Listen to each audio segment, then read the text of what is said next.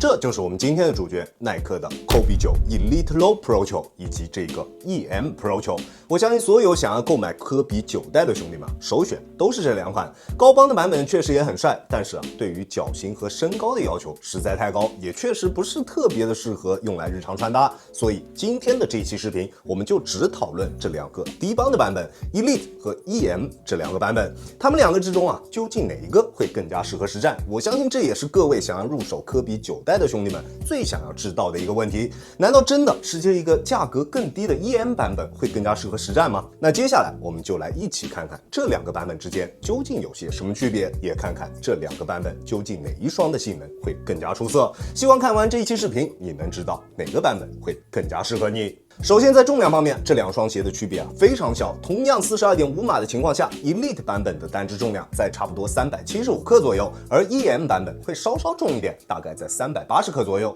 這種幾克的重量差別上腳之後是不可能會有明顯感知的。兩個版本的重量都還不錯，都不會成為我們在球場上的負擔。而他們的外底和中底配置其實也完全一樣，同樣的仿生學外底紋路，同樣的 React 抽拉式中底。不管你選擇哪一個版本，他們的抓地表現都非常出色。而且在吸灰控制方面的表現也同樣優秀。如果你想要更耐用一些的話，可以選擇這些使用了10色橡膠外底的配色。但是即使你選擇的是這種使用了10色橡膠大底的版本，我也不是特別推薦大家拿來打外場，因為它的紋路確實會有點偏細。雖然它能比水晶底稍微強一點，但是強的有限，並不足以滿足外場的耐磨需求。中底的體驗也幾乎沒有區別，畢竟中底配置一模一樣，對吧？不管是反應性、場地感、緩震，還是中底的穩定性，亦或者是他們的中底靈活度都沒有區別。唯一不一樣的一個地方就是 EM 版本側面的硬質板材用的是 TPU， 而 Elite 用的是碳板。網上有很多兄弟都說 EM 版本的觸地感受會更好一點，後跟的硬質板材會稍軟一些，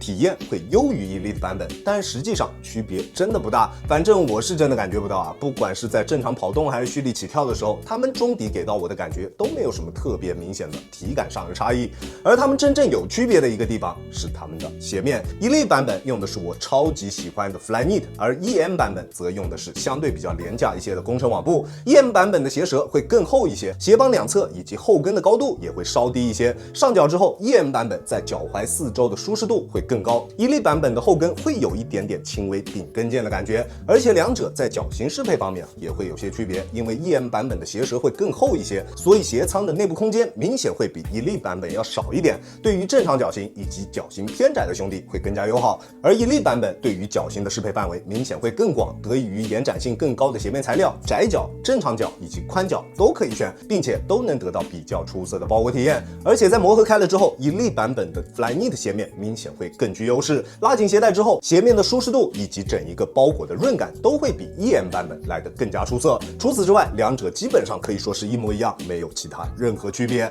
那這兩個版本我們究竟應該選擇哪一個呢？其實他們在實際體驗上區別真的不大，除了鞋面會有一些區別之外，其他基本一樣。現在相同的尺碼 ，Elite 版本最便宜的配色會比 EM 版本最便宜的配色貴差不多100左右。主要 Elite 複刻的配色確實不是特別多，不知道後續還會不會有什麼別的其他的配色出來。就目前來看，如果單純考慮性價比，那無疑 EM 版本能選擇的配色會更多一些。那如果你選擇 Elite 版本，能夠得到一些什麼呢？你能得到更好的整體用料、更出色的整體質感以及更好的包裹潤感，而選擇 EM， 你則能得到更緊緻的包裹以及更好的腳踝處的舒適度。當然還能稍微便宜一些。具體該怎麼選，就看你們自己了。如果你要問我該怎麼選的話，我還是會推薦大家去選擇這個 Elite 版本，畢竟 Flyknit 的鞋面真的非常值得體驗。而且因為 Flyknit 的成本會比其他鞋面材質的更高，所以現在很少會有新的鞋款能夠捨得使用這種面料。那多花大概100塊錢就能換來這個我個人認為耐克最出色的鞋面科技，我覺得是值得的。OK， 如果你想要更加深入的了解一下科比9代複刻的實戰體驗，可以看一下我對於高幫版本的實戰測評。